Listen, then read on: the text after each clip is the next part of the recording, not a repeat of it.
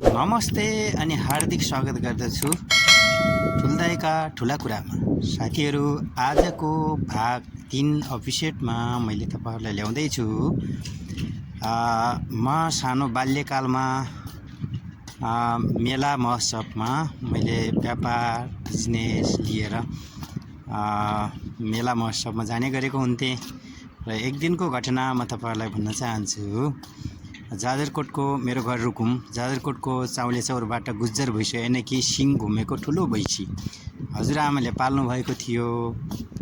अनि म ड्युटीमा पनि छु साथीहरू है, कतारमा मध्यरातिको 12 पनि बजेको छ। आज पनि म चाहिँ ड्युटी स्थलबाट भिडियो बनाइराखेको छु। साथीहरू, त्यो गुज्जर भैँसीको दुध लिएर खीर बनाएर बेच्ने, चिया बनाएर बेच्ने मेरो बिजनेस थियो। त्यो रातभरि लाग्ने मेला थियो। आफ्नो गाउँदेखि माथि पञ्चमीको मेला भनिन्थ्यो। त्यो मेलामा मैले त्यो मेलामा 1 रुपैयाँको 1 प्लेट खीर अनि 1 रुपैयाँको 1 रुपैयाँ कप चिया, चिया सिसाको गिलासमा बेच्नु पर्थ्यो।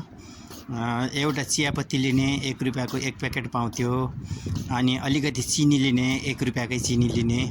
त्यसरी आजभन्दा लगभग 30 वर्ष पहिले है, कति चाहिँ एउटा दुईटा दोकान हुन्थे, त्यो घोडाले लिएर राखेको हुन्थे। ती दोकानहरूबाट चाहिँ तिनी चियापत्तीहरू तिनी ल्याउनु पर्थ्यो।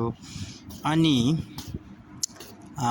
त्यहाँ मैले रातभरि बेचेर लगभग एक दिनमा त्यो मेलाभरिमा रातभरिमा मैले त्यो लगभग 20 रुपैयाँ जति कमाइ गरेछु है। 20 रुपैयाँ कमाउनु भनेको अहिलेको लगभग 20 लाख कमाउनु बराबर हो। र यति मेहनत गर्थेँ म बच्चामा पनि है, एकदम मेहनत गर्थेँ, दुःख गर्थेँ, मेहनत गर्थेँ। कस्तो लाग्यो साथीहरू तपाईहरुलाई? त्यसरी चाहिँ खीर बनाएको, अलिकति चामल लिएको अनि खीर 1 रुपैयाँ प्लेट बेचेको अनि चिया 1 रुपैयाँ कप बेचेको। त्यही भैँसीको दुध चियामा हाल्ने, अदुवा हाल्ने अनि चियापत्ती हाल्ने र चाहिँ चिया सिसाको गिलासमा बेच्ने। रातभरिको मेलामा मैले 20 रुपैयाँ कमाएको चाहिँ आज को चाहिँ तपाईहरुलाई सुनाएको छु।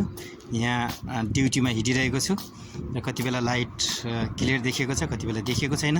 कस्तो लाग्यो मेरो आजको तेस्रो एपिसोडको कथा? जस्तो लाग्यो त्यस्तै प्रतिक्रिया दिन नछुटाउनु होला। अहिले भने छुट्टिनुपर्छ। By by. भाग 4 मा नयाँ कथा लिएर आउनेछु।